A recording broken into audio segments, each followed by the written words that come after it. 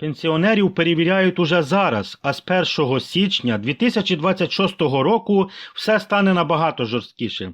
Привіт, дорогі друзі! Сьогодні буде дуже важлива розмова. Але я вас просто прошу без паніки. Я вам наведу тут тільки зараз факти. Але факти такі, що їх має знати кожен пенсіонер, кожна людина, де є люди пенсійного віку і всі, хто отримує субсидії, пільги або допомогу від держави. Тому що перевірки вже йдуть не десь у майбутньому, а прямо зараз. А з 1 січня 2026 року запускається нова система контролю, яка працюватиме автоматично, без дзвінків, уже без попереджень і без людського фактора взагалі.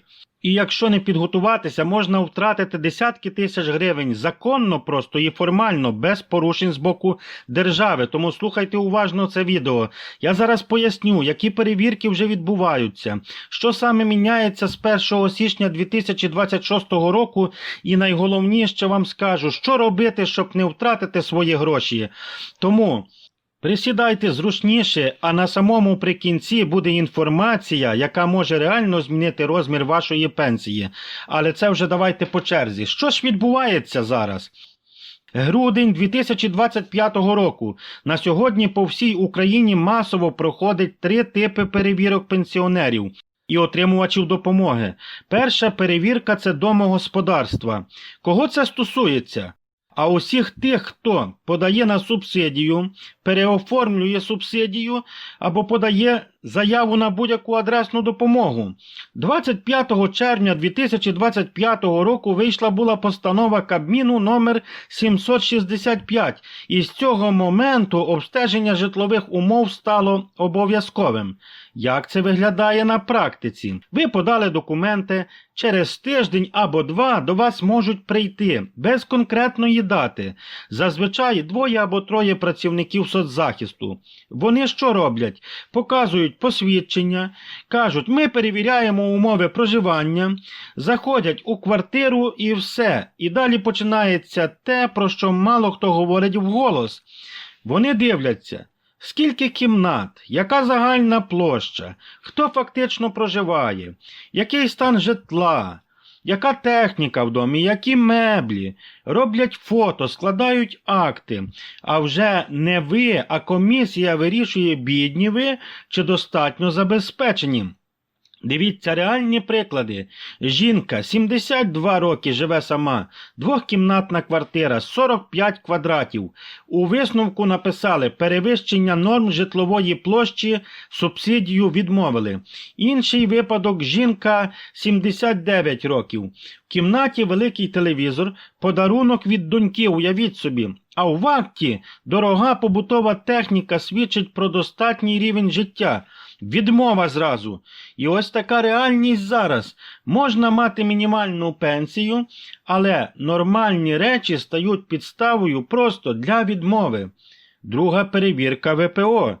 Внутрішньо переміщених осіб. Це стосується всіх тих, хто отримують 2300 гривень допомоги на місяць. Держава перевіряє, чи ви справді живете за тією адресою, яку вказали. І тут статистика жорстка. 79% перевірок фіксують невідповідність адреси. Як проходять перевірки? Приходять без попередження, можуть прийти рано вранці або пізно ввечері, дивляться, чи є особисті речі, говорять із сусідами. Якщо з'ясовується, що ви фактично не живете там, допомогу скасовують. Але є ще серйозніший один момент – перевірка виїздів за кордон.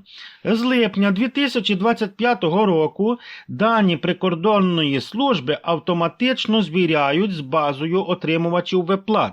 Правило просте. Більше 90 днів за кордоном протягом року допомога припиняється і все. І не просто припиняється, вимагають повернути всі гроші, отримані за цей період.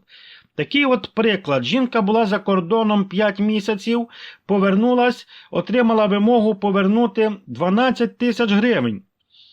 І вже навіть не 6 місяців, а й 5 може таке статися. Третя перевірка – доходи.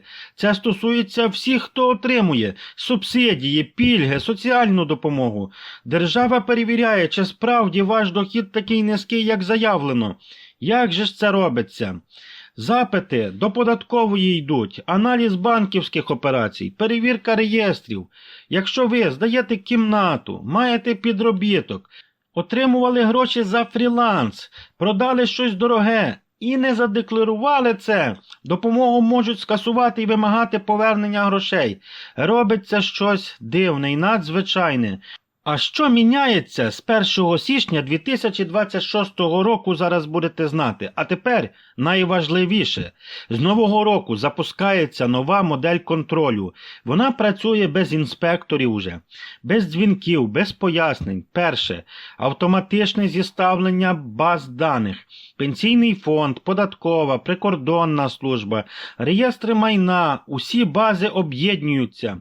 Комп'ютер сам тепер порівнює дані, знаходить розбіжності, формує висновок і автоматично зупиняє виплати.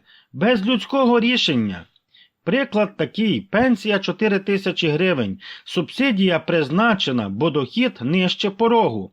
Але податкова бачить, здає кімнату людина, ще 5 тисяч гривень. Система бачить 9 тисяч гривень загального доходу. Рішення автоматичне, субсидію скасовано, повернути 18 тисяч гривень за рік. І ніхто не слухає пояснення «я не знав» чи «не знала». Друге, щорічна обов'язкова звітність. З 2026 року кожен, хто отримує будь-яку державну допомогу, раз на рік має подати декларацію. Термін до 31 березня. Що потрібно додати? Доходи всіх членів родини, склад сім'ї, квартири, будинки, землю, транспорт або інше майно. Не подали вчасно, з 1 квітня виплати автоматично зупиняються. Ніхто не дзвонить, просто гроші не приходять і все. А якщо в декларації не вказали якийсь дохід, система це знайде. Приклад, живете з дочкою, вона офіційно працює, але влітку мала фріланс 10 тисяч гривень. А ви не вказали? Податкова це бачить, система теж. Результат – субсидію скасовують і вимагають 18 тисяч гривень повернути, плюс ще штраф. Третє – це автоматична перевірка страхового стажу. І це найнебезпечніше. З 2026 року запускається автоматичне призначення пенсій. Система сама призначає пенсію, коли людині виповнюється 60 років. Але є нюанс. Система враховує тільки електронні дані, а не паперову трудову книжку. Якщо в електронній базі 33 роки стажу, а в трудовій пише 35, пенсію призначають по 33 роках. Різниця сотні гривень щомісяця, за роки десятки тисяч. І ще гірше. Пенсійний фонд отримує право перевіряти стаж у тих, хто вже на пенсії, якщо пенсію призначили за паперовою трудовою, а в електронній базі стажу менше. Пенсію можуть тоді перерахувати вниз і вимагати повернення переплати. Ось дивіться вам такий приклад. Пенсія була 8 тисяч гривень.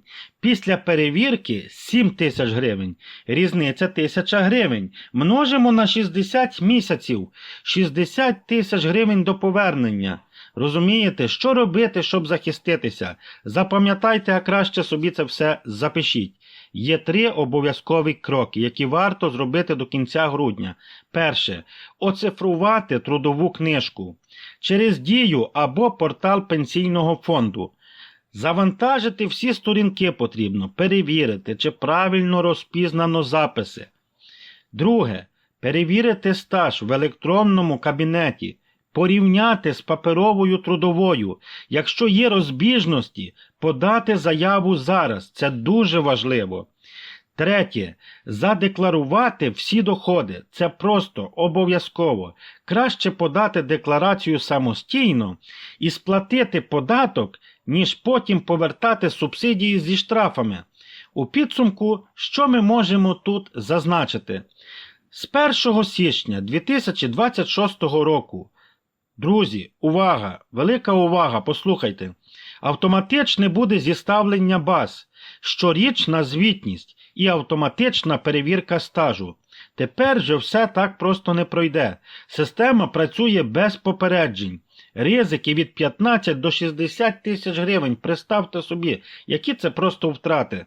І щоб ви ніхто не думали, що це якісь страшилки, чи це неправда, чи це може якісь фейки, я вам хочу відповідально заявити, що це просто є нові правила вже все. Ви собі їх знайте, підготуйтеся, захистіть свої гроші. І напишіть у коментарях, чи знали ви про це, бо ваш досвід може врятувати багато інших життів фактично від межі виживання, бо люди можуть іншими історіями свої гроші застрахувати. Все, друзі, дякую вам за увагу. Підтримайте це відео вподобайкою, лайком, якщо воно вам було корисно, звичайно. І нехай другі люди це знають. І запрошую вас підписатися. Я тут надаю фахову інформацію тільки. На все добре, бережіть себе і свої гроші. Хай вам щастить.